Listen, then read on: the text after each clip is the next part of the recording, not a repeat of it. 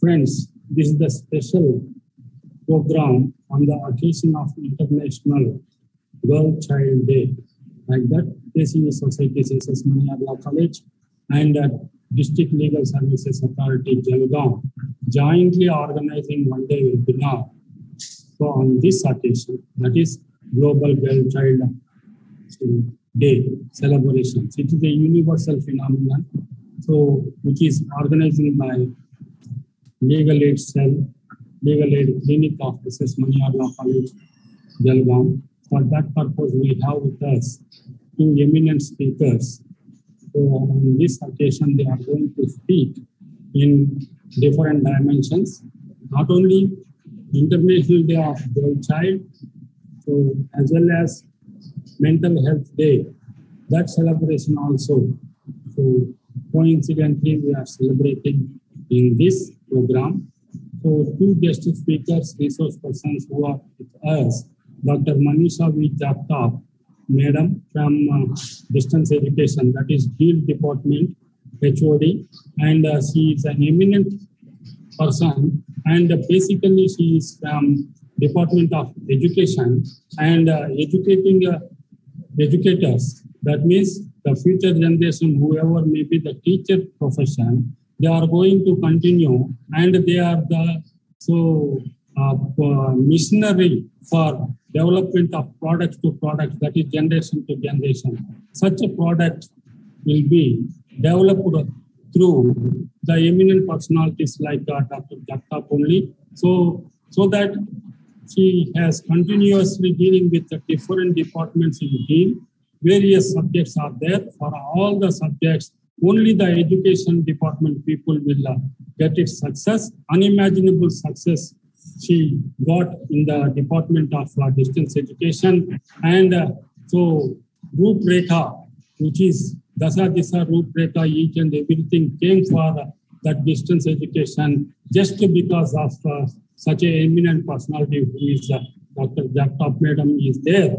So in that, whereas the other places, if you compare, so not that much I can say. So exactly, because I have observed in several universities, the credit goes to Jagtap Madam. In spite of dealing such type of things, she has been continuously having her own work from morning to evening.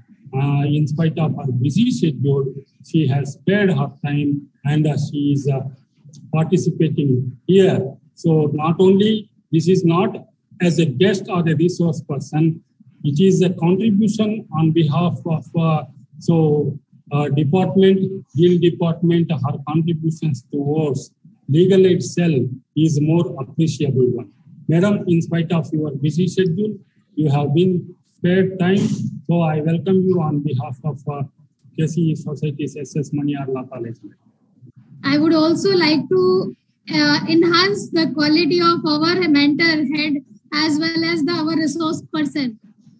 मी आपण सर्वांना सांगू इच्छिते की आजच्या जागतिक कन्या दिवसाच्या प्रोग्रामला लाभलेले आपले जे फर्स्ट रिसोर्स पर्सन आहेत डॉक्टर मनीषा जगताप मॅडम. ते स्वतः कन्या रत्नच एकच कन्या रत्न त्यांनी आपल्या आयुष्यात ठेवलेला आहे, आणि हे सुद्धा खूप अभिमानास्पद आहे. आणि त्यांची कन्या सुद्धा एक कन्या नाही, अतिशय गुणी कन्या आहे. वयाच्या म्हणजे 17व्या-18व्या वर्षी तिने प्रोग्राम डेव्हलपिंग सुरू केलेला आहे कम्प्युटरचा, आणि मॅडमचा जो युट्यूब चॅनल आहे शी रन्स दॅट चॅनल, आणि आतापर्यंत मॅडमचे 250-300 व्हिडिओ तिने बनवून तिथे टाकलेला आहे. तर हे आईचं स्वप्न मुलीने पुढे कसं न्यायचं आणि आईने एकाच मुलीला आयुष्यात आणायचं, हे अतिशय अप्रिशिएबल थिंग आहे, अप्रिशिएबल बाब आहे. तर मॅडम आपलं स्वागत आणि अभिनंदन, आणि मला फार आनंद होतो आहे की आपण आपल्याच मेंबरचा आज वेलकम करतो आहे. मनापासून welcome madam. Friends, it is my proud privilege to introduce our today's first guest speaker, resource person, Dr. Jagtap Manisha Vasantrao. Madam is very good friend of mine, and she is a very ideal and ideological iron lady. I used to call her iron lady. और आपण सर्वांना मला सांगायला अभिनंदन होईल, आनंद वाटतंय की मॅडमचा biodata जर मी वाचायला लागले तर आज संपूर्ण 1 तास कमीत कमी मॅडमचा इंट्रोडक्शन द्यायला लागणार आहे. 22 पानांचा बायोडेटा आहे. Means what we can imagine her contributions and achievements. So I would try to brief out entire her qualities. Dear friends, मॅडमांनी आपलं education BSc in botany from Pune University, MSc in botany from Nasik Pune University. त्याच्यानंतर मॅडमनी 2 विषयात BA केलेला आहे, sociology psychology. मॅडमनी MA in sociology and MA in psychology केलेला आहे. त्याचबरोबर मॅडम 4 विषयात 4 वेगवेगळ्या फॅकल्टीमध्ये सेट आणि नेट क्वालिफाईड आहेत.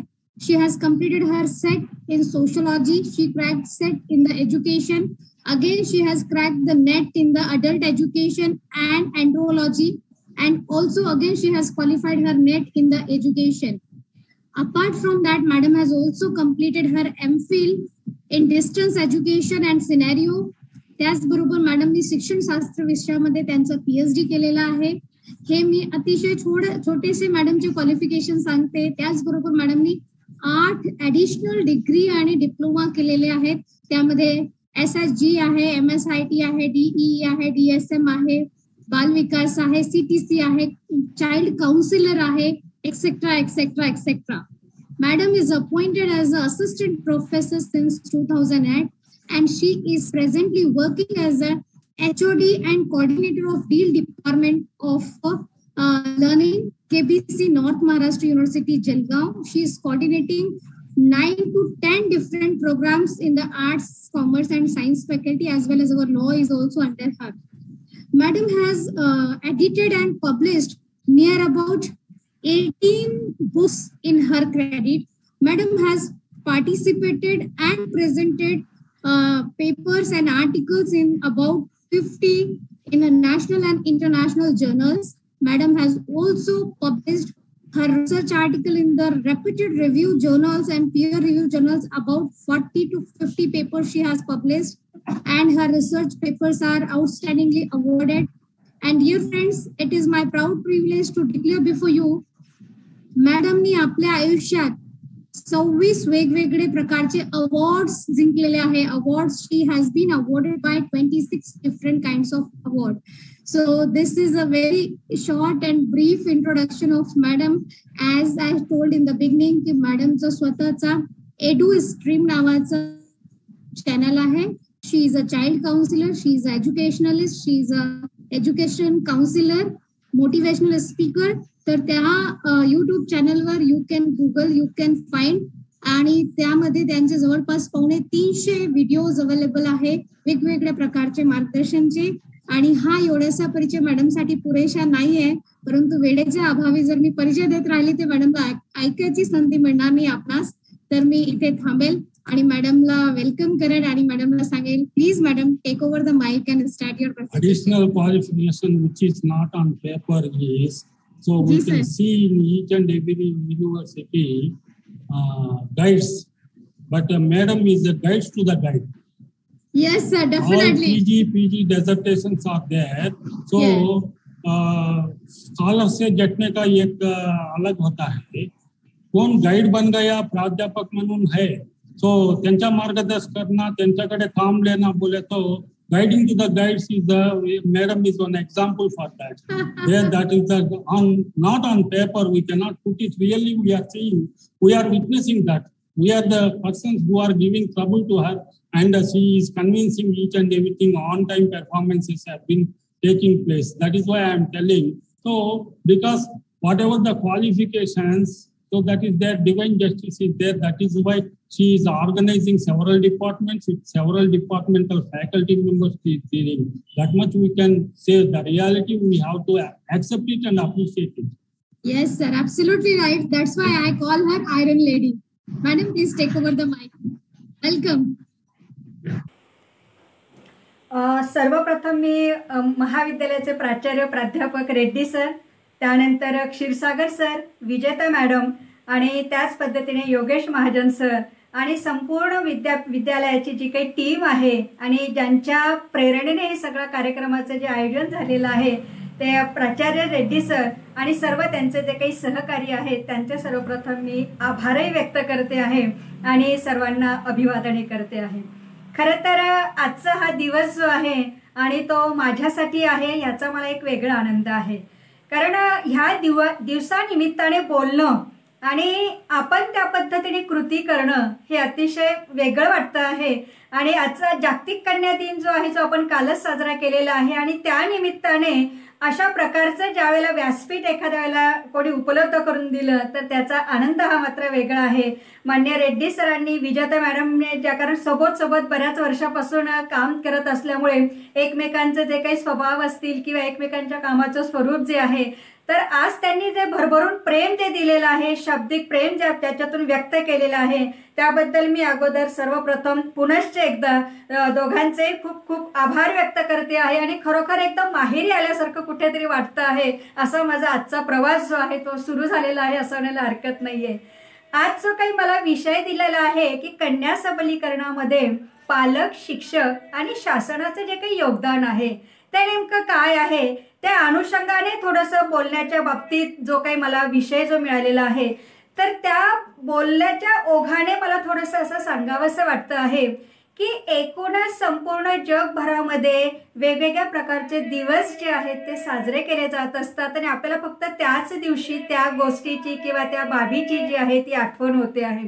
पण मात्र अगदी रेग्युलर रुटीन प्रमाणे आपण नेहमी म्हणत असतो की एक मुलगी शिकली की संपूर्ण कुटुंब जे आहे ते शिकत असतं. कुटुंबासोबत तिचा समाज आहे, तिचा गाव आहे, तिचं राष्ट्र आहे, तिचा देश आहे, हे सगळं काही आपण अगदी छान छान मोठ्या मोठ्या गप्पा ज्या आहेत त्या करत असतो. परंतु एकूणच संपूर्ण गोष्टीचा जर थोडासा आपण विचार केला तर हे सगळं बीज जे आहे हे शिक्षणाच्या माध्यमातून ज्या वेळेला एखाद्या मुलीला मिळत असतं आणि ती मुलगी ज्या वेळेला, कारण शेवटी ती एक आहे आणि तिच्या भोवती सगळं हे जे काही जग फिरत असतं तर ते खरं तर एक वेगळी बाब आहे. आणि म्हणून आपण बऱ्याच वेळेला हे स्लोगन पण ऐकत असतो की एक मुलगी शिकली आणि प्रगती झाली असं बोधवाक्य आपण म्हणत असतो. परंतु त्याचा गर्भित अर्थ जर आपण थोडासा लक्षात घेतला तर कुठेतरी ते वक्तव्य किंवा ते बोधवाक्य आणि आजची जी परिस्थिती आहे त्याच्यामध्ये खरं तर खूपच वास्तवामध्ये जर विचार केला तर निश्चितच काय आहे फरक आपल्याला जाणवतो आहे. कारण नुसतंच आपण काय करत असतो की मुलगी म्हटल्यानंतर तिला फक्त शिक्षणच नव्हे तर एकूणच संस्काराच्या दृष्टिकोनातून म्हणा किंवा समाजामध्ये वागायचं कसं आहे, तिने बोलायचं कसं आहे, कुठल्या प्रकारचे कपडे तिने घालायचे आहे किंवा कशा पद्धतीने इतरांची तिने समन्वय साधायचा आहे, हे सगळं काही बाळकडू जे आहे हे तिला काय होत असतं कळत न कळत एक मुलगी म्हणून वारंवार तिला कुठेतरी अशी जाणीव करून दिली जाते की तू मुलगी आहे, तुला असं वागायचं आहे. आणि या अनुषंगाने हळूहळू ते जे काही बीज जे आहे ते बीज मात्र त्या मुलीच्या मनामध्ये हे सातत्याने बिंबवत असल्यामुळे म्हणून तर असं वाटतं आहे की स्वातंत्र्य मिळाल्यापासून जवळपास आता 70 वर्ष होत आलेली आहेत तरीही सुद्धा आजची जी मुलींची परिस्थिती जी आहे तिच्यामध्ये आपल्याला खूप काही बदल झालेला आहे असं वाटत नाही. निश्चितच त्याच्यामध्ये आपण म्हणूया की पालकांचे प्रयत्न आहेत, शाळेचे प्रयत्न आहेत, महाविद्यालयाचे प्रयत्न आहेत, शासनाचे प्रयत्न आहेत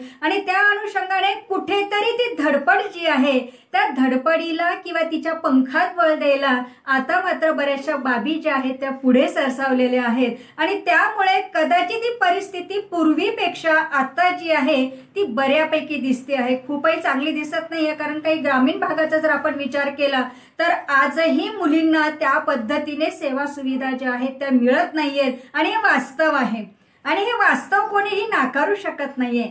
कारण तुम्ही जोपर्यंत पारदर्शकतेने त्या बाबीकडे बघत नाही तोपर्यंत आपल्याला खरोखर मुळामध्ये नेमकं काय चाललेलं आहे हे लक्षात येणार नाही. आणि म्हणून इतक्या काही सेवा सुविधा आलेल्या आहेत आणि ह्या सेवा सुविधांचा विचार करत आपण थोडंसं इतिहासाकडे जर वळालो तर आपल्याला निश्चितच लक्षात येईल की खरोखर मुलगी जी आहे जिची माता म्हणून पूजा केली जाते आहे, देवी म्हणून तिची पूजा केली जाते आहे किंवा तिचा मान सन्मान वगैरे त्या पद्धतीने केला जातो आहे, पण मात्र तिच्याकडे बघण्याचा दृष्टिकोन जो आहे तो कुठेतरी अजूनही समाजाचा जो आहे मुलगी म्हणूनच आहे.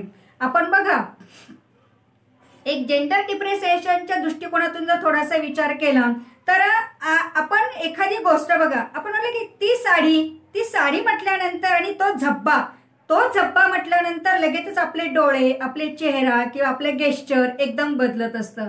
ती कैरी, तो आंबा हे म्हणताना सुद्धा म्हणजे कळत न कळत आपण सुद्धा एक समाजाचं जे प्रतिनिधित्व आपण करत असतो तर ते सुद्धा काय होत असतं की ऑटोमॅटिकली तसं गेस्चर जे आहे ते त्या पद्धतीने त्या शब्दाला व्यक्त केलं जातं आणि म्हणून मग आपण सुद्धा त्या दृष्टिकोनातून बघत असतो असं म्हणायला हरकत नाहीये. पण इतिहासामध्ये थोडंसं जर आपण लक्ष घातलं तर येईल की साधारणतः 150 ते 250 वर्षापूर्वीचा जो काही इतिहास आहे तर त्यावेळेला ज्योतिबा फुलेंनी हे महत्त्व जे आहे की मुलींच्या शिक्षणाचं महत्त्व जे आहे ते त्यांनी जाणलं होतं आणि आपल्या पत्नीच्या माध्यमातून म्हणजे सावित्रीबाई फुले यांच्या माध्यमातून त्यांनी जवळपास 1880च्या दरम्यान एक कुठल्याही प्रकारच्या समाजसुधारक, स्त्री समाजसुधारक झाल्या नव्हत्या, पण आपल्या पत्नीच्या माध्यमातून त्यांनी मुलींच्या शिक्षणाची चळवळ जी आहे ती मात्र सुरू केली होती. आणि त्याबरोबर मग हळूहळू वेगवेगळ्या पद्धतीने वेगवेगळे समाजसुधारक त्यांना जॉईन होत गेले. महर्षी कर्वे आपल्याला सगळ्यांना माहिती आहे की ज्यांनी अगदी जवळपास त्यांचे 100-125 वर्षापूर्वी महिलांना एक खुलं दालन त्यांनी विद्यापीठाच्या मार्फत ओपन करून दिलेलं आहे की तिने फक्त प्रायमरी स्तरापर्यंत न राहता उच्च शिक्षण घेऊन तिने बाहेर कसं पडायचं आहे या पद्धतीचा विचार जो आहे हा सुद्धा कर्वेंनी केला. मग त्यानंतर राजाराम मोहन राय असतील किंवा पंडित विद्यासागर वगैरे असतील किंवा दयानंद सरस्वती वगैरे असतील किंवा रानडे वगैरे असतील, असे एक ना एक अनेक समाज सुधारक जे आहेत हे समाज सुधारक पुढे आले आणि त्या माध्यमातून या महिलांचं किंवा स्त्री चळवळ म्हणूया किंवा मुलींच्या शिक्षणाची चळवळ जी आहे किंवा मुलीला जर चांगल्या पद्धतीने आपण शिक्षण दिलं तर ती कशा पद्धतीने तिची जडणघडण होते आहे या सगळ्या बाबींचा जर विचार केला तर आपल्याला तिथे कुठेतरी शिक्षणाची बीज जी आहेत ती मात्र रोवण्याचा प्रयत्न केला गेला. आणि त्यावेळेस ही परिस्थिती अशी होती की कुठेतरी पुन्हा आणखी जे काही दुय्यमता जी होती ती दुय्यमता लक्षात घेता ह्या मंडळींना काम करत असताना जे काही अडीअडचणींना सामोरं जावं लागलेलं आहे हे पण सगळ्या बाबी जर आपण थोडंसं बघितलं तर निश्चितच आपल्या पण काही गोष्टी ज्या आहेत त्या लक्षात येतात. आणि मग अशी ही परिस्थिती जी आहे ती त्या काळात होती आणि आजही आपण वेगवेगळ्या माध्यमातून बघतो आहोत की वेगवेगळ्या प्रकारचे अन्याय असतील, अत्याचार असेल किंवा मुलींकडे बघण्याचा जो काही दृष्टिकोन असेल तो आपण कुठेतरी विदारक झाल्यासारखं वाटतं आहे. आणि जरीही सुद्धा वेगवेगळ्या पद्धतीने समाज सुधारकांनी जरी सुद्धा काम केलेलं आहे तरीही सुद्धा आजची जी काही दृष्टी आहे किंवा युवकांची दृष्टी असेल किंवा एकूणच समाजाची जी काही दृष्टी असेल तिच्यामध्ये मात्र फारसा फरक पडले नाही. खूप काही प्रयत्नही होत आहेत पण मात्र आजही आपण असा विचार केला की लक्षात येत आहे की ती आजही सुरक्षित नाहीये. यामुळे इतकेही काही प्रयत्न असून सुद्धा आपल्याला काही गोष्टी ज्या आहेत त्या लक्षात घेणं अतिशय महत्त्वाचं आहे. आणि मग जसजसं मुलींच्या शिक्षणाचा प्रचार जो आहे तो जसजसा सुरू झाला तर त्या वेळापासून हळूहळू त्या मुलींच्या शिक्षण देण्याच्या पद्धतीमध्ये सुद्धा काय झालेला दिसतो, आपल्याला बदल हा झालेला दिसतो आहे. बऱ्याचशा आता साधारणतः आपण जर थोडासा विचार केला की स्वातंत्र्यानंतरच्या काळामध्ये जर आपण थोडा विचार केला की मुलींना शैक्षणिक शुल्कामध्ये सूट असेल किंवा त्यांना जे पाठ्यपुस्तकं वगैरे जी आहेत त्याच्या देण्यामध्ये सूट असेल, वेळा त्यांच्या येण्याच्या जे आहेत किंवा एकूणच शाळेच्या वेळामध्ये सुद्धा त्यांना थोड्याफार प्रमाणात जी आहे ती काय देण्यात आली होती, सवलत ही मात्र देण्यात आली होती. आणि नंतर मग आपल्याला हळूहळू असं लक्षात येत आहे की जे काही शिक्षणाचे आयोग जे आलेत, मग राधाकृष्णन असेल, मुदलियार आयोग असेल किंवा कोठारी आयोग वगैरे असेल, हे आयोग हळूहळू जसजसे डेव्हलप झाले म्हणजे शिक्षणाच्या दृष्टिकोनातून ज्या वेळेला या मुलं आणि मुलींच्या पद्धतीने कुठल्याही प्रकारचा भेद न होता त्यांना योग्य पद्धतीने शिक्षण कसं द्यावं याची विचार प्रणाली जी आहे ती मात्र पुढे आली. आणि मग डॉक्टर राधाकृष्णन आयोग जे आहे यांच्या माध्यमातून मुलींच्या दृष्टीने वेगवेगळ्या पद्धतीने ज्या आहेत त्या योजना सुद्धा आखल्या गेल्या. आणि मग मात्र बडोदा असेल किंवा दिल्ली असेल किंवा अलाहाबाद असेल अशा वेगवेगळ्या ठिकाणी विद्यापीठांची स्थापना करण्यात यावी आणि मुलींनी फक्त प्राथमिक स्तरापर्यंत न राहता उच्च शिक्षणाची द्वारं जी आहेत ती त्यांना खुली करून द्यावीत असा विचार मात्र त्या आयोगामार्फत सुद्धा करण्यात आला. त्यानंतर साधारणतः 1958च्या जवळपास श्रीमती दुर्गाबाई देशमुख यांच्या अध्यक्षतेखाली राष्ट्रीय स्त्री शिक्षणाची समिती ज्यावेळेला नेमण्यात आली आणि त्यावेळेला त्यांनी सुद्धा काही शिफारशी केल्या की ज्या ठिकाणी मग ती वस्ती असेल, वाडी असेल, गाव असेल, तालुका असेल, ज्या ठिकाणी मुलींसाठी शाळेची सुविधा उपलब्ध नाहीये अशा ठिकाणी मुलींना शाळेची सुविधा उपलब्ध करून द्यावी. त्यांना गरज पडत असेल तर वसतिगृहांची सुद्धा सुविधा उपलब्ध करून द्यावी. येण्या जाण्याची सोय नसेल तर त्यांना म्हणजे वाहनाची सुद्धा काही सोय त्यांना उपलब्ध करून द्यावी. गरीब मुली जे आहेत त्यांना किमान दुपारच्या एका जेवणाची तरी सुविधा उपलब्ध करून द्यावी. शालेय गणवेश असेल, दप्तर असेल, असे एक ना एक अनेक सुविधा ज्या आहेत त्या दुर्गाबाई देशमुख समितीच्या अंतर्गत सुद्धा काय केल्या गेल्या होत्या, मांडल्या गेलेल्या होत्या. कोठारी आयोग तर आपल्याला सगळ्यांना माहिती आहे की 64ला ज्यावेळेस कोठारी आयोग आला तर त्यावेळेला त्यांनी सुद्धा स्त्री शिक्षणाकडे जे आहे ते लक्ष वेधित केलेलं आहे आणि वेगवेगळ्या समित्यांनी ज्या वेळेला शिफारशी सुचवल्या होत्या की स्त्री शिक्षणाचं महत्त्व जे आहे किंवा मुलींचं शिक्षण जे आहे हे किती महत्त्वाचं आहे हे वेगवेगळ्या पातळ्यावर अभ्यासला गेल्यानंतर सुद्धा मग मात्र कुठेतरी कोठारी आयोगानंतर मुलींच्या शिक्षणाकडे जे आहे ते बघण्याचा दृष्टिकोन बदलला. वेगवेगळ्या सेवा सुविधा ज्या आल्या म्हणजे असे प्रयत्न जे आहेत हे प्रयत्न इतिहासामध्ये म्हणजे आपण म्हणूया की इतक्या वर्षाच्या कालावधीपर्यंत सुद्धा जे आहे ते या दृष्टीने बघितलं गेलं आणि मुलींसाठी वेगवेगळ्या शाळेच्या दृष्टिकोनातून सुविधा ज्या आहेत त्या मात्र निर्माण केल्या गेल्या.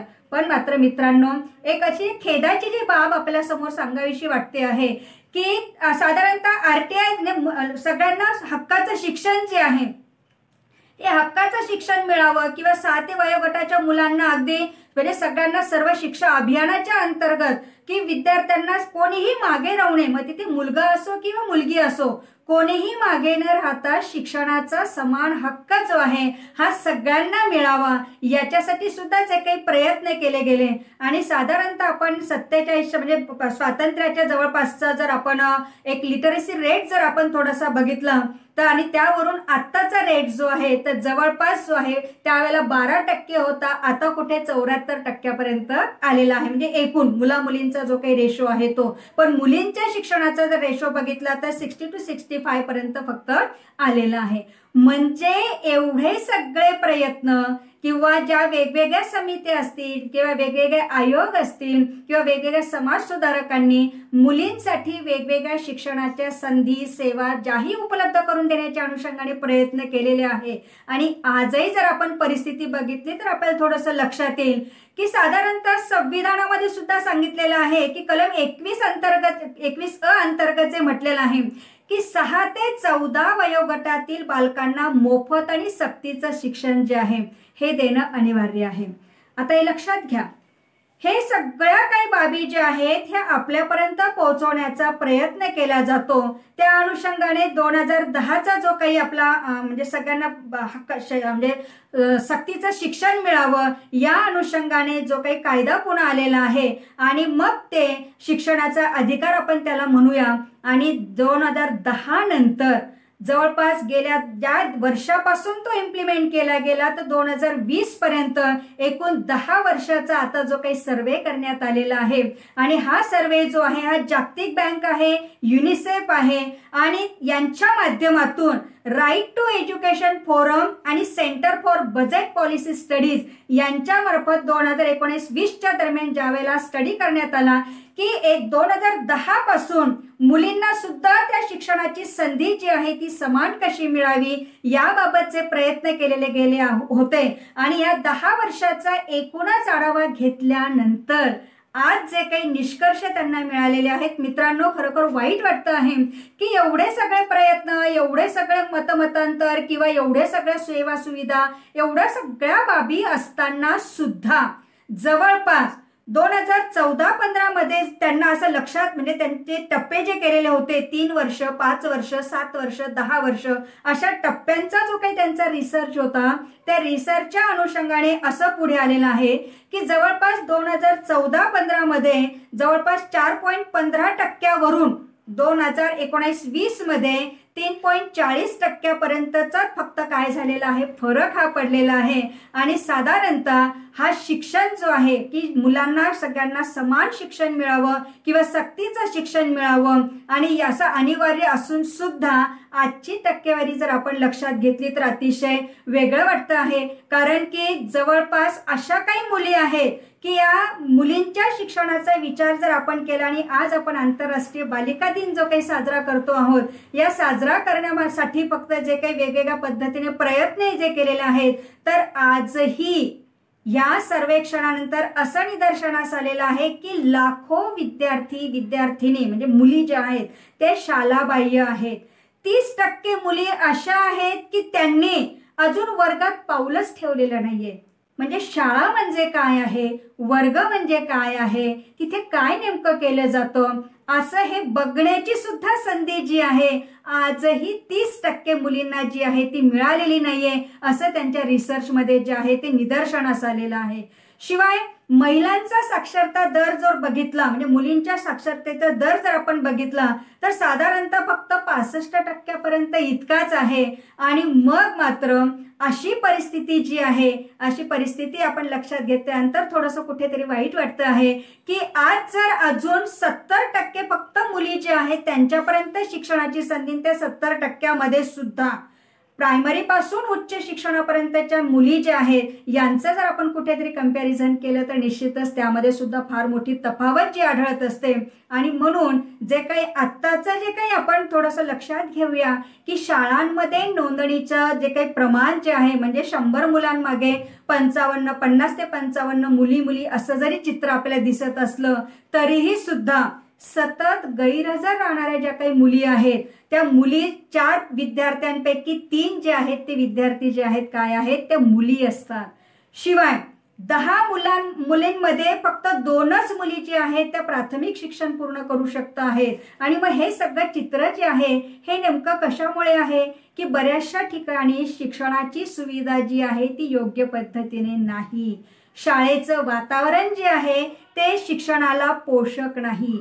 शाळेतले शिक्षक जे आहेत त्यांच्यावर सुद्धा बऱ्यापैकी विश्वास ठेवावा इतपत वातावरण काही शाळांमध्ये दिसत नाहीये. मुलीने फक्त घरकाम करावं. आजही ग्रामीण भागाची परिस्थिती जर आपण बघितली तर लहान मुलाला सांभाळणं असेल किंवा इतर कुटुंबाची जबाबदारी असेल किंवा घरकाम असेल याच्यासाठी मुलीला काय केलं जातं, घरी ठेवून घेतलं जातं आणि तिला वर्षानुवर्ष शाळेचं कुठल्याही प्रकारचं तोंड जे आहे ते तिला बघायला मिळत नाही.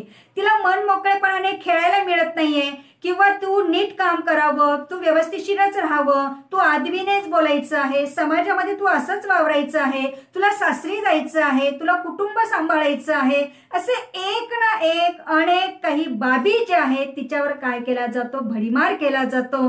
आणि याचा कुठेतरी एक पालक म्हणून सुद्धा जे आहे की बऱ्याच वेळेला त्याचा आधार घेतला जातो आणि मुलीकडे आजही थोडीशी दुय्यमतेने जे काही आहे ती नजर मात्र फिरवली जाते आहे. आज कितीही म्हटलं तरी 12वी पर्यंत मुलींना मोफत शिक्षण आहे, वारसदार हक्क वगैरे आलेला आहे, त्यांच्या माध्यमात त्यांना पुढे आणण्याच्या दृष्टिकोनातून वेगळे कायदे सुद्धा करण्यात आलेले आहेत. पण मात्र त्यांच्यापर्यंत किती पोहोचतं आहे हे सगळ्या बाबी ज्या आहेत त्या लक्षात घेतल्या तर मित्रांनो पूर्वीच्या परिस्थितीपेक्षा एक थोडीशी परिस्थिती फक्त काय झालेली आहे आता बदललेली आहे.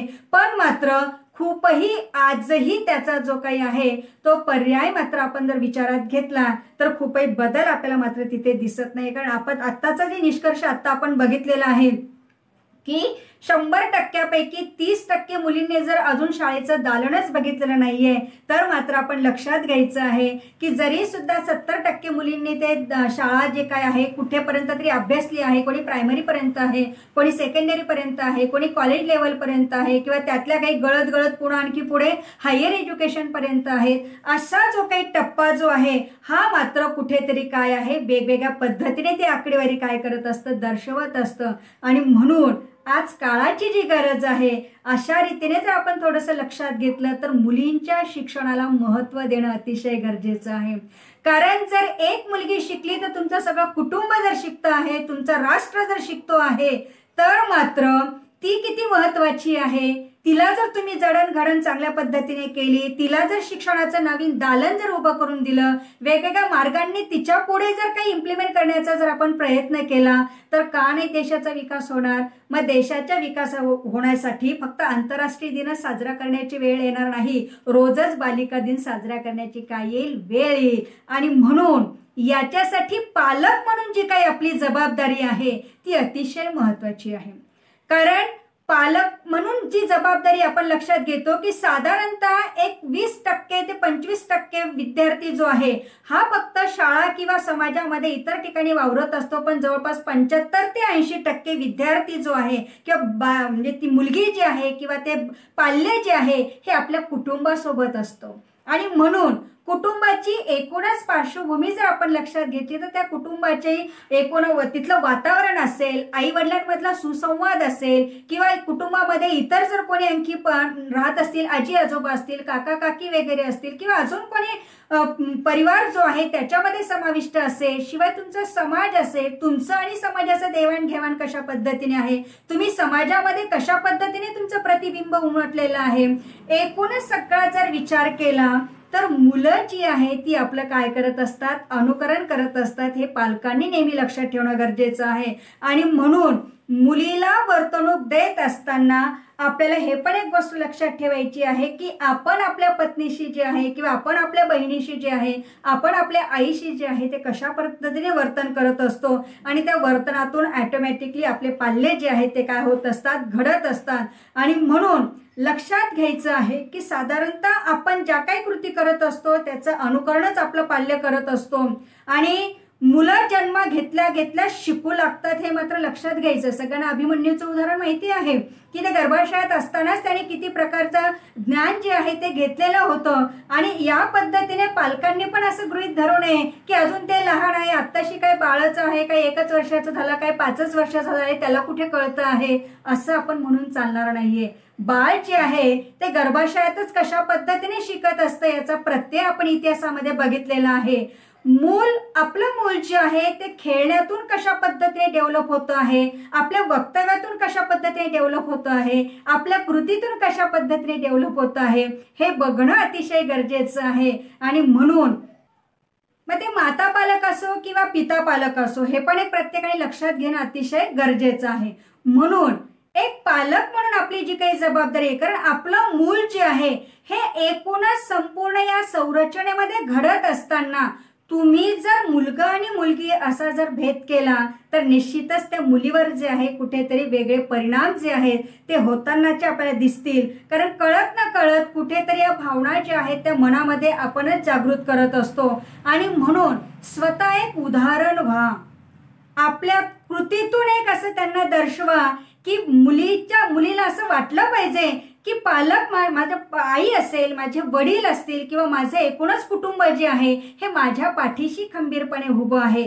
मी काहीही केलं किंवा कुठल्याही प्रकारे मी कदाचित काही वेडेवाकडे मार्ग पकडला किंवा माझ्याकडनं काही चूक झाली तर निश्चितच ती चूक सावरण्याचं जे पाठबळ जे आहे हे माझा परिवार मात्र मला देणार आहे. इतकं तिच्यामध्ये ताकद निर्माण होईल आणि इतकी तिची सकारात्मक विचार जे आहे ते विचार आपण काय करायचे आहेत त्या मुलीच्या मनामध्ये जे आहे ते रुजवायचे आहे. त्याच्यासाठी एकमेकांशी आदराने बोला. घरातलं जे काही काम असेल ते काम वाटून घ्या. मी आता भांडे घासले आहे ना, मग तू झाडून घे, मग तू कपड्यांची आवर कर, तोपर्यंत मी इतर बाबी करतो आहे. तू आता स्वयंपाकात मला थोडीशी मदत कर, मग मी तुला पुन्हा आणखी इतर कामामध्ये मदत करेल. म्हणजे आता लक्षात घ्या, घरातल्या छोट्या छोट्या गोष्टींमधून सुद्धा तुम्ही मात्र काय करू शकता आहात, विचारांची देवाणघेवाण जी आहे ती करू शकता आहात. आणि निश्चितच एक चांगलं उदाहरण जे आहे ते आपल्या मुलीपुढे आपण ठरू शकतात. कारण आपल्याला त्या मुलींच्या लक्षात येतं आहे की माझे जे पालक आहेत ते कुठल्याही प्रकारचा दुजाभाव करत नाहीये आणि कुठल्याही प्रकारचं काम हे मुलाने करायचं आहे किंवा हे मुलीने करायचं असं सांगत नाहीये. तर सगळ्यांना कामाच्या जबाबदाऱ्या सुद्धा काय करत असतात, घरात वाटून देत असतात. अशी भावना तिच्या मनामध्ये काय होईल, निर्माण होईल आणि त्या अनुषंगाने ऑटोमॅटिकली तिची डेव्हलपमेंट जी आहे ती प्रॉपर वेने होण्यासाठी निश्चितच काय होणार आहे, फायदा हा होणार आहे. शिवाय हे काम फक्त मुलाचंच आहे, हे काम फक्त मुलींचंच आहे असं कुठल्याही प्रकारचा भेदभाव करायचा नाही. सगळं काम सगळ्यांना आलं पाहिजे आहे.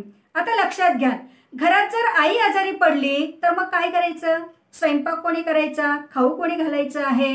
बरोबर आहे की नाही? मग ह्या सगळ्या बाबींचा जर विचार केला तर मग घरातला जो काही मुलगा असेल किंवा जो काही पुरुष असेल त्याला जर स्वयंपाक आला तर काही बिघडणार आहे का? तर नाही. तर निश्चितच जर हे कामं जी आहेत म्हणजे फक्त मुलं, कारण आपणच ठरवून देतो नाही रडणं फक्त ना मुलींचंच काम आहे, मग धैर्याने बाहेर राहणं ना फक्त मुलांचंच काम आहे, असं काहीतरी आपण मनात त्यांच्या बिंबवायचं नाहीये की हे काम जसं स्वयंपाक मुलीला करायचं आहे तसं मुलाने सुद्धा करायचं आहे, कपडे मुलीने जसे धुवायचे आहेत तसे मुलाने सुद्धा धुवायचे आहेत. सगळं काम जे आहे घरातलं तुम्ही काय करायचं आहे, मुलगा मुलगी अशा प्रमाणे वाटून न देता समान काम जे आहे ते वाटायचं आहे आणि त्या पद्धतीने समान वागणूक जी आहे ती मात्र तुम्हाला काय करायची, त्यांना द्यायची आहे.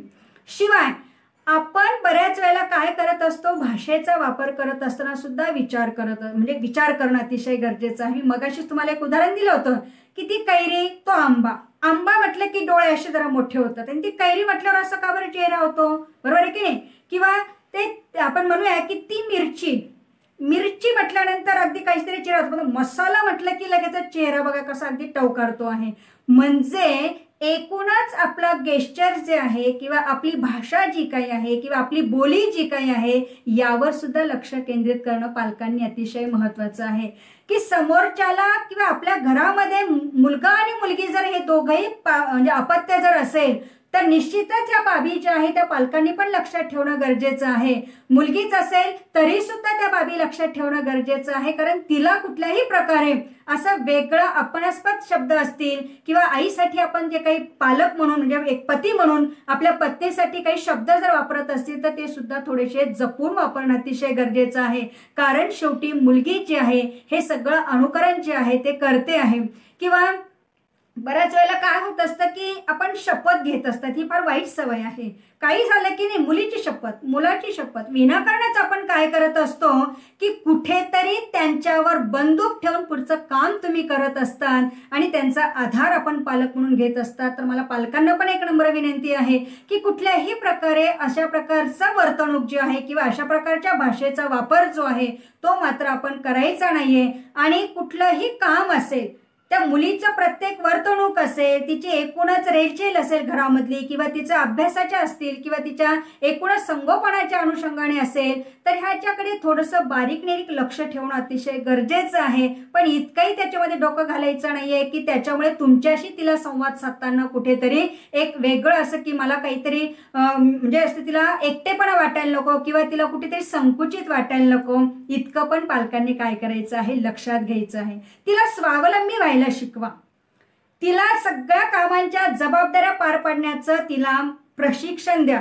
कारण तुम्ही त्याच्यासाठी छोट्या छोट्या कामातून सुरुवात करा आणि निश्चितच तू सुद्धा एक जबाबदार नागरिक आहेस. तुला सुद्धा हे कर्तव्याचं पालन करायचं आहे आणि जबाबदारीने तुला राहायचं आहे. स्वतः स्वावलंबी व्हायचं आहे, स्वतःच्या पायावर उभं राहायचं आहे. एवढं मात्र आपण काय करायचंय, तिला वेगवेगळ्या उदाहरणातून जाणीव करून द्यायची आहे. नाहीतर असं पण नको आहे की एकटी मुलगी आहे आणि किंवा मग आपल्या घरात दोनच पाल्ले आहेत, एक मुलगा आणि एकच मुलगी आहे आणि मग फक्त त्यांना फक्त त्या आईश आरामाची सवय होते आणि मग अशी काही विपरीत परिस्थिती येते की त्या परिस्थितीमध्ये ते उभे राहू शकणार नाही. इतपत पण परिस्थिती पालकांनी काय करायची नाहीये, निर्माण करायची नाहीये. म्हणून स्वावलंबनाचे धडे जे आहेत ते त्यांना द्यायचे आहेत. तुम्ही वेगवेगळ्या माध्यमातून द्या, गोष्टी गप्पाच नाहीये.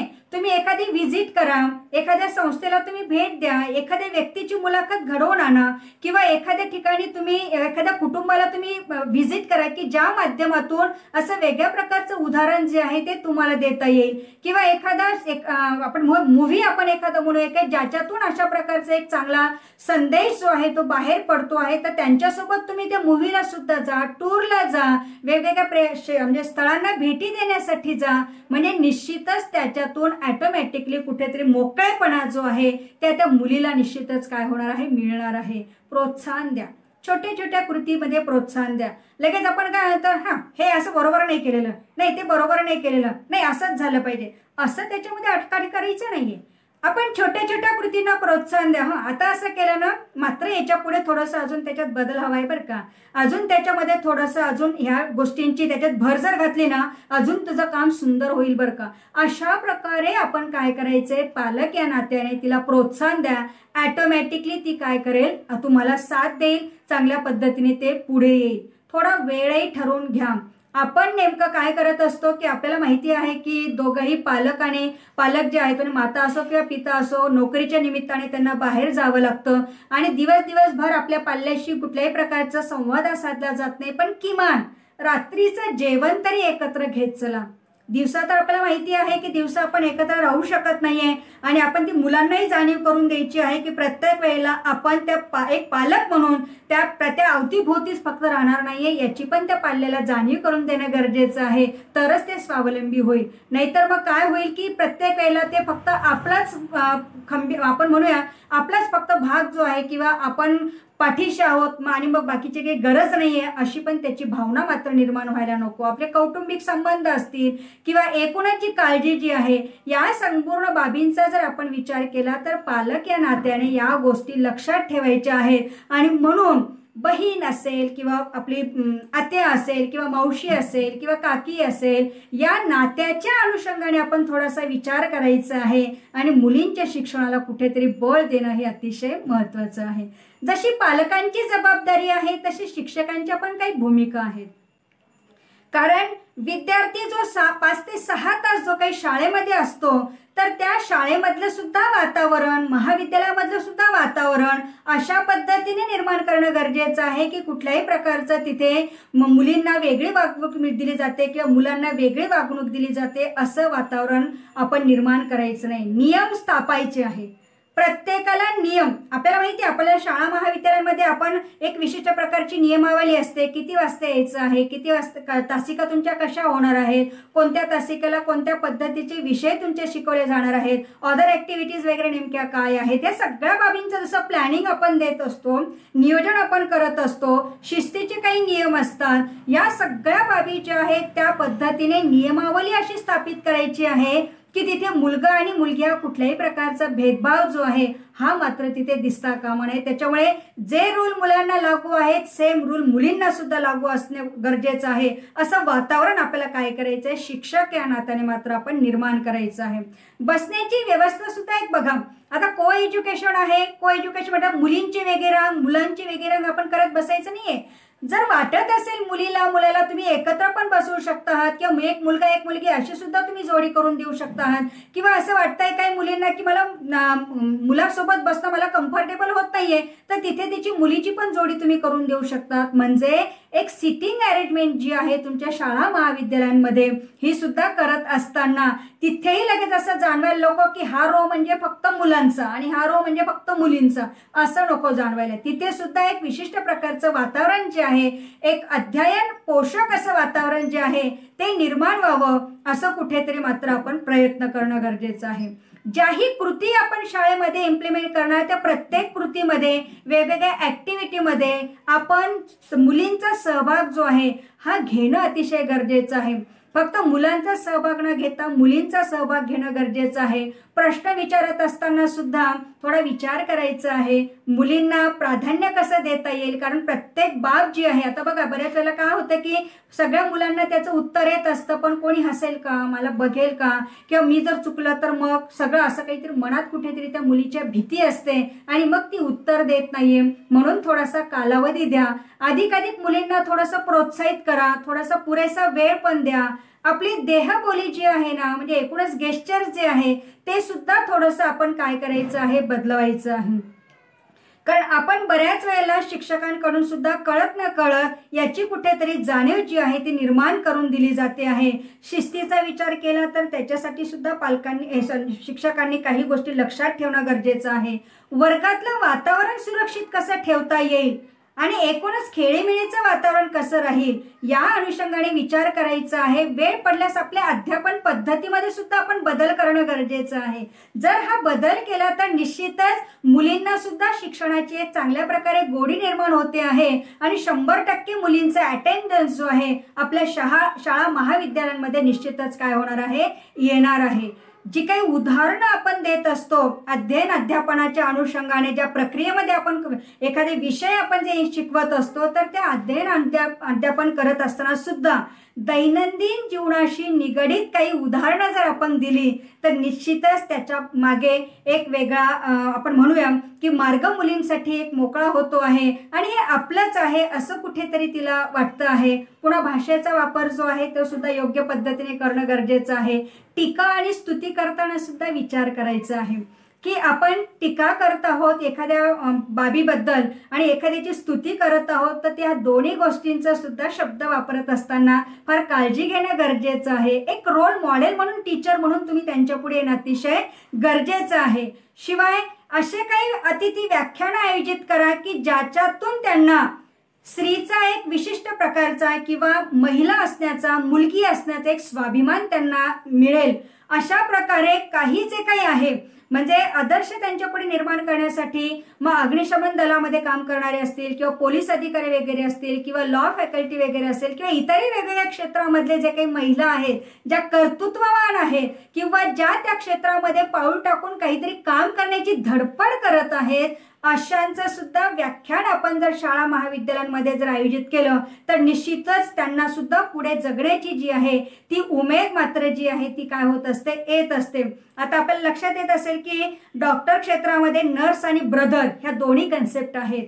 म्हणून फक्त प्रत्येकाला नर्सलाच बोलवायचं नाही, ब्रदरला सुद्धा बोलवा, कारण तो सुद्धा काय करत असतो, शुश्रूषा करत असतो आणि त्या अनुषंगाने तो सुद्धा काय करत असतो, समाजाची मदत करत असतो. म्हणजे ब्रदरही तितकाच महत्वाचा आहे जेवढी नर्स काय करते आहे, काम करते आहे. आणि म्हणून त्यांचं जे काम आहे त्यांच्या कामाची तुम्ही ओळख करून द्या. वेगवेगळ्या पद्धतीने म्हणजे वेगवेगळ्या लिंगाचा उच्चार न करता आता आपण बघूया की अध्यक्ष, मग ती स्त्री असो किंवा पुरुष असो, आपण अध्यक्षच म्हणतो, बरोबर आहे की नाही, किंवा फ्लाईट अटेंडंट हे जे आहे स्त्री असो पुरुष असो, हे जे आहेत आपण काय करायचे, शब्दाचा वापर करत असताना सुद्धा तो द्विलिंगी करायचा नाहीये, तर ते दोघही लिंगांना लागू होईल अशाच पद्धतीने आपण काय करायचंय, वापर करायचा आहे.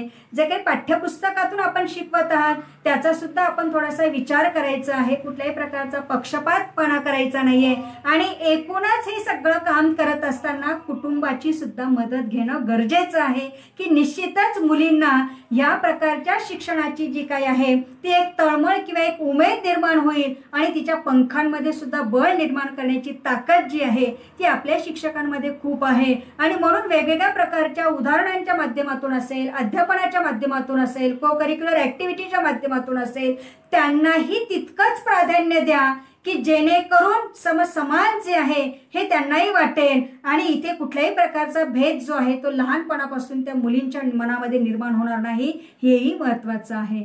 जसं पालक आणि शिक्षकांची भूमिका आहे त्याच पद्धतीने सरकार सुद्धा खूप काही प्रकारच्या योजना ज्या आहेत त्या मुलींसाठी इम्प्लिमेंट करत आहेत आणि एक मोठं योगदान म्हणायला हरकत नाहीये. कारण शेवटी बघा, एका हाताने काम होत नाहीये, त्याला दुसऱ्या हाताची जोड ही द्यावीच लागते आहे, हे आपल्याला माहिती आहे.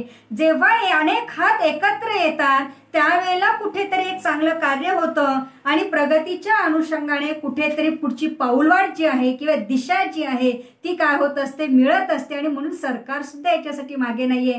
मग महिला आणि बाल कल्याण वगैरे असेल किंवा आपण म्हणूया की समाज कल्याण विभाग असेल किंवा अल्पसंख्याक विभाग असेल, एकात्मिक बाल विकास वगैरे असेल, असे वेगवेगळ्या विभागाच्या मार्फत शासन सुद्धा मुलींच्या शिक्षणाच्या अनुषंगाने किंवा एक मुलींना विशिष्ट प्रकारचं व्यासपीठ निर्माण करण्याच्या अनुषंगाने खूप काही वेगवेगळ्या योजना ज्या आहेत ते नेहमी म्हणजे सादर करत असतं, समाजापर्यंत पोहोचवत असतं. आपण मात्र त्याचा लाभ जो आहे प्रत्येकाने घेणं अतिशय महत्वाचं आहे. काही योजनांची फक्त मी माहिती आपल्या पुढे सादर करते आहे की साधारणतः एक काही आता जी आपण परिस्थिती बघतो आहोत, मुलींवर जे काही अन्याय अत्याचार वगैरे होत असतात, लैंगिक शोषण वगैरे होत असतं, तर अशा ज्या काही मुली असतील आणि अशा मुलींना शासनातर्फे मनोधैर्य योजना जी आहे या योजनाच्या अंतर्गत त्यांना विशिष्ट प्रकारचं अर्थसहाय्य सुद्धा पुरवलं जातं आणि त्यांच्या पुनर्वसनाची सुद्धा सुविधा जी आहे ती केली जाते. आता एक आपल्या लक्षात आलं असेल की समाज मग ती मुलगी असो, किती वय आहे याचा विचार करत नाहीये, तर तिच्यावर सुद्धा बहिष्कार टाकत असतो. आता लक्षात घ्या, आपण इतकं मोठं झाल्यानंतर आपल्याला कुणाच्या तरी आधाराची गरज असते आणि जर एखाद्या लहान मुलीवर काही अन्याय अत्याचार झाला तर तिला आपलं कुटुंब सुद्धा बऱ्याच वेळेला बहिष्कृत करत असतं किंवा समाज तर तो आणखी लांबचाच भाग आहे, तो तर बहिष्कृत करत असतो. तर अशा मुलीने जायचं कुठे, तिने कसं स्वावलंबी व्हायचं आहे ती अजून तिला कळतही नाहीये. अशा परिस्थितीत तिच्यावर वेगळ्या प्रकारचा अन्याय अत्याचार झालेला आहे. तर ह्या मुलीने कसं उभं राहायचं आहे हे पालक म्हणून, शिक्षक म्हणून आणि एकूणच समाजाने पण ही गोष्ट लक्षात घेणं गरजेचं आहे. आपण सडन त्या मुलीला झीड करतो आहे किंवा सडन त्या मुलीच्या बाबतीत किंवा तिच्या पालकांच्या बाबतीत आपण वेगवेगळ्या प्रकारचे वक्तव्य करतो आहेत आणि तिला कुठेतरी अजून तिची अवस्था जी आहे ती दयनीय करण्याचा प्रयत्न करत असतं. पण सरकारने सुद्धा ज्या योजना आखून दिलेल्या आहेत तर त्या योजनेच्या अंतर्गत ही मनोधैर्य योजना जी आहे तर अशा बालकांचं जे काही पुनर्वसन आहे किंवा त्यांना अर्थसहाय्य जे आहे ते करण्यासाठी पुढे सरसावलं आहे. माझी कन्या भाग्यश्री योजना आपल्याला माहिती आहे की 2017 साली साधारणतः योजना अंमलात आलेली आहे आणि त्याच्या मार्फत सुद्धा मुलींना जे आहे अर्थसहाय्य जे मिळतं आहे. शिवाय एकात्मिक बालविकासच्या अंतर्गत सुद्धा राजीव गांधी किशोरी सबलीकरण ही जी काही योजना आहे मग त्या अंतर्गत त्या मुलींचं लसीकरण असेल, आरोग्याची तपासणी वगैरे असेल किंवा शाळेच्या अनुषंगाने काही बाबी असतील, पोषण असेल, आहार असेल, ह्या सगळ्या बाबींच्या माध्यमातून या राजीव गांधी किशोरी सबलीकरण योजना जी आहे त्याच्या अंतर्गत त्या मुलींना ज्या आहेत त्या काय केल्या जातात, सुविधा ह्या पुरवल्या जातात. आताचं जे आहे बेटी बचाव बेटी पढाव हे आपण सगळंच ऐकतो आहोत. कारण साधारणतः लिंग गुणोत्तर जर आपण बघितलं म्हणजे मुलं आणि मुलींचा दर जर बघितला तर काही राज्यामध्ये, काही जिल्ह्यामध्ये अतिशय विदारक परिस्थिती होती. कारण मुलगी होणार याच्याने पालक सुद्धा खूप काही खुश नव्हते किंवा नाही येत. आजही अशी परिस्थिती आहे की मुलगी होणार म्हणून किंवा अशा प्रकारचं ते परीक्षण केलं जातं आहे, मग तिला गर्भावस्थेतच तिला काय केलं जातं, मारलं जातं आहे आणि तिला जन्माला सुद्धा येऊ दिलं जात नाही, अशी ही परिस्थिती जी आहे.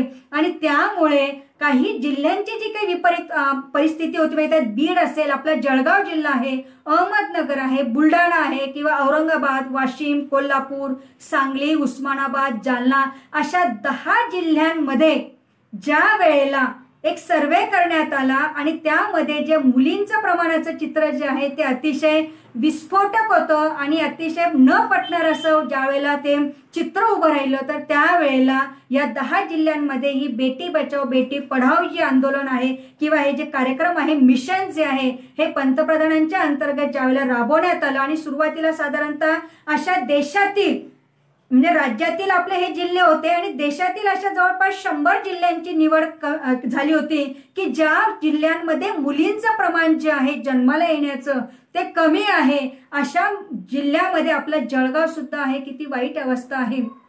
आणि मग अशा मुलींना सक्षम करण्याच्या अनुषंगाने शासनाने ज्या काही वेगवेगळ्या योजना आखल्या तर त्या योजनेच्या अंतर्गत त्या मुलींना त्याचा काय मिळतो आहे, फायदा मिळतो आहे की मुलींच्या शिक्षणासाठी सगळ्या काही गोष्टी ज्या आहेत ते मुलींच्या करण्याच्या अनुषंगाने, त्यांना सक्षम करण्याच्या अनुषंगाने, त्यांचं शालेय शिक्षण असेल, त्यांचं एकूणच आरोग्याच्या दृष्टिकोनातून विचार असेल, हे सुद्धा परिपूर्ण होण्याच्या अनुषंगाने हे बेटी बचाव बेटी पढाव ही जी काही योजना आहे ती सुद्धा काय झाली होती म्हणजे राबवण्यात आलेली आहे. किशोरी शक्ती योजना जी आहे तर त्यामध्ये सुद्धा किशोर वयातील मुलींचं जे आहे बऱ्याच ठिकाणी आजही बालविवाह जे आहे ते केले जात आहेत. वारंवार बऱ्याच वेळेला मुली जे आहेत वयात आल्यानंतर म्हणजे लग्नाच्या अगोदरच गर्भवती सुद्धा राहत असतात. तर अशा मुलींच्या स्वयं सबलीकरणाच्या अनुषंगाने किशोरी शक्ती योजना जी आहे ही सुद्धा शासनाची योजना आहे आणि त्याच्या अंतर्गत सुद्धा त्या मुलीचं संगोपन जे आहे किंवा तिचं पुनर्वसन जे आहे ते केलं जातं. शुभमंगल सामूहिक विवाह योजना वगैरे जी आहे त्याच्यामध्ये सुद्धा या मुलींसाठी त्यांच्या लग्नाच्या अनुषंगाने काही निधी जो आहे किंवा अर्थसहाय्य जे आहे ते पुरवलं जात आहे. शिवाय सामाजिक न्याय विभाग जो आहे याच्या अंतर्गत सुद्धा वेगवेगळ्या प्रकारच्या योजना ज्या आहेत त्या राबवल्या जात आहेत किंवा मागासवर्गीय मुली जे आहेत त्यांचं शिक्षण असेल, त्यांचं वसतिगृह असेल किंवा त्यांचा एकूणच जो काही खर्च असेल तो शासन करत असतं. फक्त मुलींनी कुठेतरी पुढे येणं गरजेचं आहे. याच्यासाठी या योजनांचा लाभ आपण घेणं फार महत्वाचं आहे. पालक असेल, समाज असेल यांनीही या योजना ज्या आहेत त्या पालकांपर्यंत पोहोचवणं अतिशय गरजेचं आहे. सुकन्या समृद्धी योजना आहे हे आपल्याला माहिती आहे की मुलींचं भवितव्य जे आहे ते सुधारण्याच्या अनुषंगाने ही योजना जी आहे ती कार्यान्वित करण्यात आली होती. बालिका समृद्धी योजना जी आहे की साधारणतः मुलीला शाळेच्या काळामध्ये 300 ते 1000 रुपयापर्यंत तिला जे आहे ते मासिक म्हणजे आर्थिक सहाय्य तिला जे आहे ते केलं जातं आणि जेणेकरून ती शाळेकडे तरी येईल, काहीतरी शिक्षण घेईल, हा एक हेतू मात्र जो आहे तो शासनाचा त्याच्या मागे आहे. शिवाय CBSE तर्फे उडान स्कीम सुद्धा राबवली जाते आहे की या CBSE द्वारा वंचितांना शाळेनंतर व्यावसायिक शिक्षण मिळावं या उपक्रमाच्या अंतर्गत त्या मुलींना शिक्षण विनामूल्य कशा पद्धतीने देता येईल आणि त्याच्यासाठी उडान स्कीम जी आहे ती काय केली गेलेली आहे, इम्प्लिमेंट केली गेलेली आहे. आता मध्य प्रदेशातला जर विचार केला तर तिथे लाडली लक्ष्मी योजना आहे, कर्नाटकमध्ये भाग्यश्री योजना आहे, आपल्या महाराष्ट्रामध्ये माझी कन्या भाग्यश्री योजना आहे, बरोबर आहे की नाही. पश्चिम बंगालमध्ये कन्याश्री प्रकल्प योजना आहे. त्याच पद्धतीने राजस्थानमध्ये मुख्यमंत्री राजश्री योजना आहे, बिहारमध्ये मुख्यमंत्री कन्या सुरक्षा योजना आहे. अशा वेगवेगळ्या योजना ज्या आहेत या वेगवेगळ्या राज्याने मुख्यमंत्र्यांच्या माध्यमातून असेल, शासनाच्या माध्यमातून असेल, केंद्र सरकारच्या माध्यमातून असेल, इम्प्लिमेंट करण्याचा काय केलेला आहे, प्रयत्न केलेला आहे. हेतू एकच की मुलींना सबलीकरण कसं करता येईल, त्यांच्या शिक्षणाला वाटा कशा निर्माण करून देता येईल, स्वतः त्या खंबीर कशा होतील, पुढे कशा जातील, स्वतःच्या मध्ये ताकद कशी निर्माण करतील आणि एक उत्कृष्ट व्यक्तित्व म्हणून त्या समाजामध्ये ताठरपणे उभ्या कशा राहतील आणि स्वतःच्या होण्यावर जो काही अन्याय आहे स्वतःवर होणारा त्या अन्यायाविरुद्ध ते लढू कशा शकतील याच्यासाठीच शासनाच्या सुद्धा काय आहे ते वेगवेगळ्या योजना आहेत. त्याच्यासाठी काही शिष्यवृत्तीच्या योजना सुद्धा आहेत. समाज कल्याण खात्यातर्फे सुद्धा जे आहे ते nationwide education scholarship test ही 10वी आणि 12वीच्या ज्या काही मुली आहेत तर त्यांच्यासाठी त्यांना जर पुढचं शिक्षण घ्यायचं असेल तर विज्ञान आणि तंत्रज्ञान मंत्रालयातर्फे इन्स्पायर स्कॉलरशिप दिली जाते आणि जवळपास 20 ते 25 हजारापर्यंतची स्कॉलरशिप आहे. तर याचा सुद्धा लाभ जो आहे मुलींना होत असतो आणि मुलीने सुद्धा याचा फायदा घेणं अतिशय महत्त्वाचं आहे. त्यानंतर किशोर वैज्ञानिक प्रोत्साहन योजना जी काही आहे मग यामध्ये कर्तृत्ववान प्रतिभावान मुली असतील किंवा मुलं असतील या दोघांना सुद्धा काय केली जाते, ही शिष्यवृत्ती दिली जाते की जेणेकरून ते त्यांचं पुढचं करिअर जे आहे ते चांगल्या पद्धतीने डेव्हलप जे आहेत त्या करू शकत आहेत. त्याच पद्धतीने समाज कल्याण विभागाच्या अंतर्गत सुद्धा सावित्रीबाई फुले स्कॉलरशिप असेल तर या माध्यमातून सुद्धा ज्या काही म्हणजे SC मुली असतील किंवा VJNT मुली असतील तर यांच्यासाठी सुद्धा या प्रकारच्या योजना ज्या आहेत त्या शिष्यवृत्तीच्या ज्या आहेत त्या लागू आहेत. जिजाऊ पुन्हा वसतिगृह वगैरे जे आहेत त्याच्यामुळे सुद्धा मुलींना जे आहे मोफत राहण्याची सुविधा केलेली आहे, शिक्षणाची सुविधा त्याच्यातून निर्माण झालेली आहे. शिवाय इंडियन ऑइल अकॅडमिक स्कॉलरशिप योजना जी काही आहे तर ही योजना जी आहे ही साधारणतः 10वी पासून तर पदवीपर्यंतचे शिक्षण घेण्यासाठी आपण काय करू शकतो, अर्ज करू शकतो. हे मुलींना सुद्धा लागू आहे आणि मुलांना सुद्धा लागू आहे. त्याच्यामुळे 10वी पासून पदवीपर्यंतचं जे शिक्षण आहे ते शिक्षण घेण्यासाठी जिथेही काही आपल्याला अडचण येते आहे किंवा काही ठिकाणी आपल्या कुटुंबाची आपली परिस्थिती तशी नाहीये तर अशा मुलींना इंडियन ऑइल अकॅडमिक स्कॉलरशिप योजना जी आहे ती मात्र दिली जाते. आणि साधारणतः बघा की आपण थोडासा जर विचार केला तर 10वी ते ITIच्या विद्यार्थ्यांना 2 वर्षासाठी जवळपास 2000 रुपये महिना दिला जातो. इंजिनिअरिंगच्या विद्यार्थ्यांसाठी 4 वर्षाकरता जवळपास 300 विद्यार्थ्यांसाठीच फक्त योजना काय आहे लागू आहे.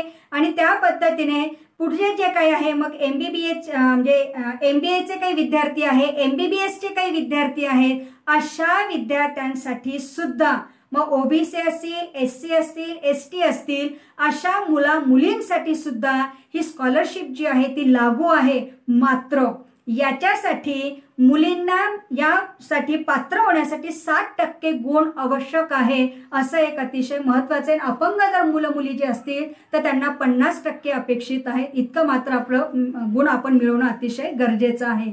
शिवाय किशोर वैज्ञानिक प्रोत्साहन योजना जी आहे ही केंद्र सरकारच्या विज्ञान आणि तंत्रज्ञान विभागामार्फत जी आहे ती दिली जाते आहे आणि त्या योजनेअंतर्गत म्हणजे 11वी विज्ञान शाखेमध्ये प्रवेश घेतलेले आणि 10वीला विज्ञान आणि गणित विषयात किमान 80% गुण ज्यांना आहेत अशा विद्यार्थ्यांसाठी स्कॉलरशिप दिली जाते आहे.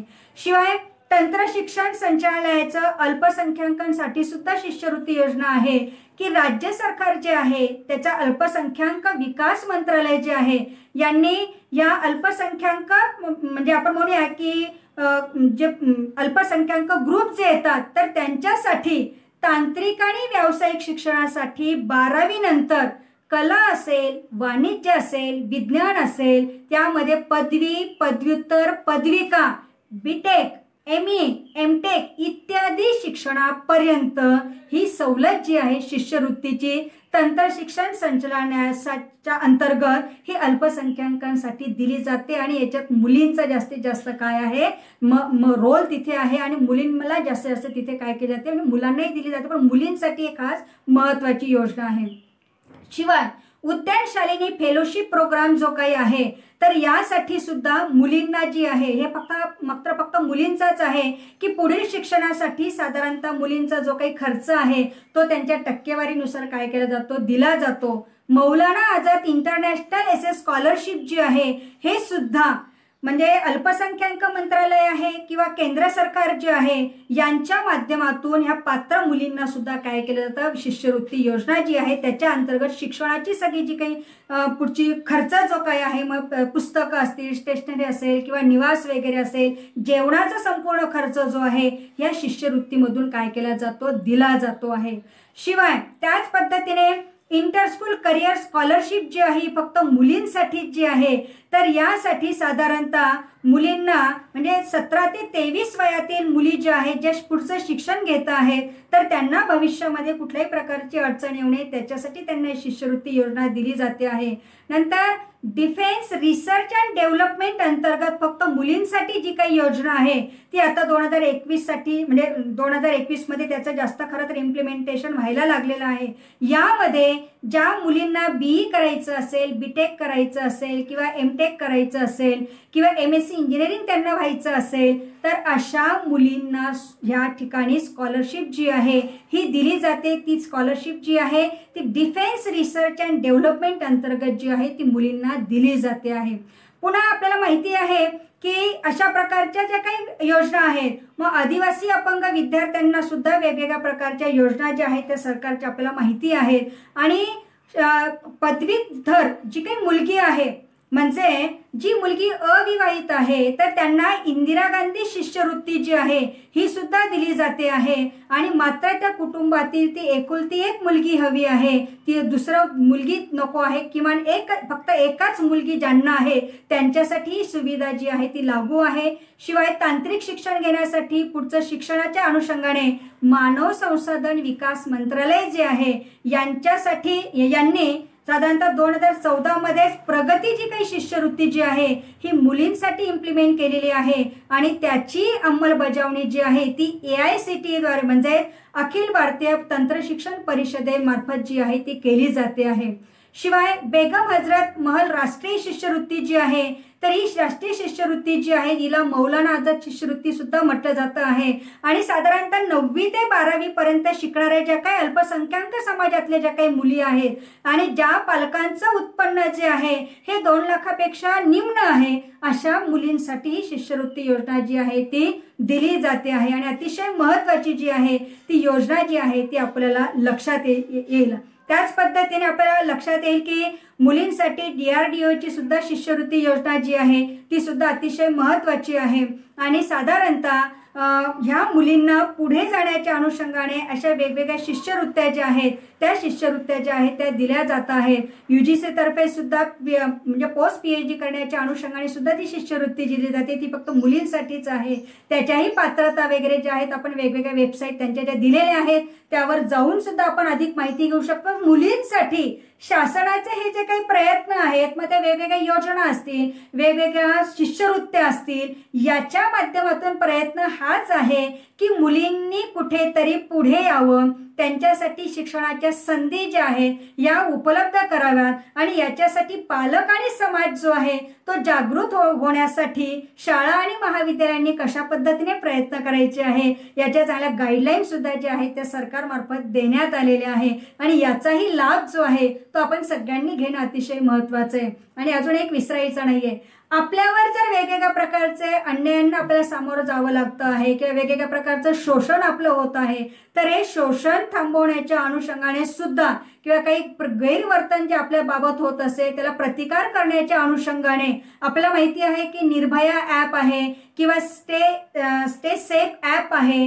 विथ यू ॲप आहे किंवा स्पॉट इन सेव्ह ॲप आहे, स्मार्ट 24/7 एक ॲप आहे, वुमन सेफ्टी आहे. अशा प्रकारच्या वेगवेगळ्या ॲप्सची सुद्धा आपण माहिती करून घेणं गरजेचं आहे की ज्या अनुषंगाने आपण आपल्या स्वतःचं संरक्षण जे आहे एक मुलगी म्हणून कुठल्याही प्रकारे आपण मागे न राहता एक शक्तीने आपण पुढे कसं यायचं आहे हा एक विचार प्रत्येक मुलीने घेणं अतिशय महत्त्वाचं आहे. मुलींनो, आपल्यासाठी आपले पालक आहेत, शिक्षक आहेत, शिवाय आपलं शासन आहे, हे आपल्या पाठीशी इतकं खंबीरपणे उभं आहे, तर मग आपल्यामध्ये ताकद निर्माण करणं गरजेचं आहे. तेवढ्या तेजस्वीतेने आपण पुढे यायचं आहे. माझ्यापर्यंत कोणीतरी आणेल, मला हे माहिती नाहीये असं कारण न सांगता मीच हे स्वतः जाणून कसं घेईल, मीच हे सगळं समजून कसं घेईल याचा विचार मात्र प्रत्येक मुलीने जो आहे तो करायचा आहे. आणि आत्मविश्वासाने आणि निर्भीडपणे आपण जे आहे स्वावलंबी व्हायचं आहे, पुढे यायचं आहे आणि सक्षमतेने प्रगतीच्या वाटेवर मात्र आपण सगळ्यांनी काय करायचं आहे, यायचं आहे. मुलगी म्हणून स्वतःची दयनीय अवस्था आपण स्वतःच करून घ्यायची नाहीये, तिचं एक वेगळं अस्तित्व आपण निर्माण करायचं आहे. आणि त्या अस्तित्व निर्माण करण्यासाठी एक छोटासा संदेश मी आपल्याला देऊ इच्छिते आहे की आयुष्य पूर्ण शून्य झालं ना तरी हार मानायची नाहीये. लक्षात घ्या, आयुष्य शून्य झालं ना की आपल्या पुढे आता मार्गच नाहीये, आपण आता इतकं काही हतबल झालेलो आहोत, इतकीही परिस्थिती मुलींच्या पुढे आली तरी मुलींनी घाबरायचं नाहीये, कारण ते शून्यासमोर किती आकडे लिहायचे आहेत लक्षात घ्या. ही ताकद मात्र आपल्या हातात आहे. मग तो शून्य तुम्ही शून्यापर्यंत आला की उजव्या बाजूला किती अंक द्यायचे आहेत याचा विचार मात्र जे आहे ते आपण करायचं आहे. आपल्याला माहिती आहे की एखादा अंक असेल त्याच्या पुढे शून्य दिले की कशी त्याची जी काही आहे ती आपण म्हणूया किंमत मूल्य जे आहे ते वाढत जात आहे. म्हणून आपण तोही विचार करायचा आहे की आपलं आयुष्य शून्य झालं तरी हार मानायची नाहीये. म्हणून शून्यासमोर किती आकडे लिहायचे आहेत हा विचार आपण करायचा आहे आणि ताकद आपण निर्माण करायची आहे.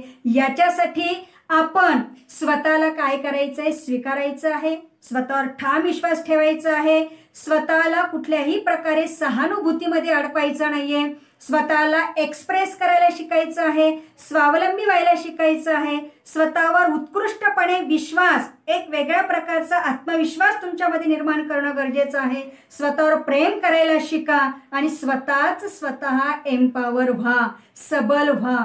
ही अतिशय महत्त्वाचं आहे की त्या अनुषंगाने ऑटोमॅटिकली आपल्यामध्ये काय होते आहे, ताकद जी आहे ती निर्माण होते आहे आणि आपणही पुढे काय करू, सरसावू. आणि जोपर्यंत आपण हे सगळे प्रयत्न करणार नाहीत तोपर्यंत मात्र आपली परिस्थिती आपणच स्वतःहून काय करून घेऊ, खाली नेऊ. आणि म्हणून ह्या सगळ्या बाबींचा जर आपण विचार केला, वेगवेगळ्या भूमिकांचा आपण विचार केला, सरकारच्या पाठिंब्याचा आपण विचार केला आणि याच्या वेगवेगळ्या योजनांचा जर आपण लाभ घेतला तर मैत्रिणींनो, कुठल्याही प्रकारे आपण जे आहोत आपण मागे नाही आहोत. सगळ्या मुली ज्या आहेत ह्या देशाच्या संरक्षणाच्या अनुषंगाने असतील, कारण आज कुठलंही क्षेत्र मुलीसाठी राहिलेलं नाहीये.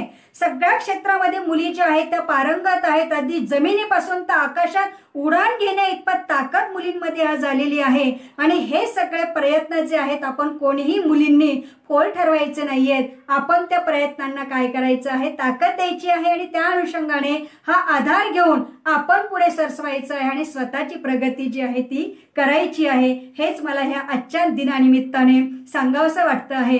कारण शेवटी बालिका दिन जो आहे आपला रोज साजरा व्हावा आणि मुलींनी सगळ्यात महत्त्वाचं जे आहे ते खंबीर कसं राहायचं आहे हे थोडंसं बाळकडू आपण घेणं गरजेचं आहे, अतिशय महत्त्वाचं आहे. त्याच्यासाठी तुमची विल पॉवर जी आहे ही विल पॉवर अतिशय महत्त्वाची आहे. आणि म्हणून मी नेहमी जसं मॅडम उल्लेख करून देताना आयर्न लेडी म्हटलं, मी हे उदाहरण नेहमी देत असते. आपण फिमेल आहोत, एफी प्लस मेल. एपी ही जी आहे ती लोहाची संज्ञा आहे आणि मेल म्हणजे पुरुष, म्हणजे आपण लोह पुरुष आहोत. हे मात्र मुलींना विसरायचं नाहीये आणि सगळ्यांनी त्या प्रेरणेने आणि त्या ताकदीने काय करायचं आहे, पुढे यायचं आहे.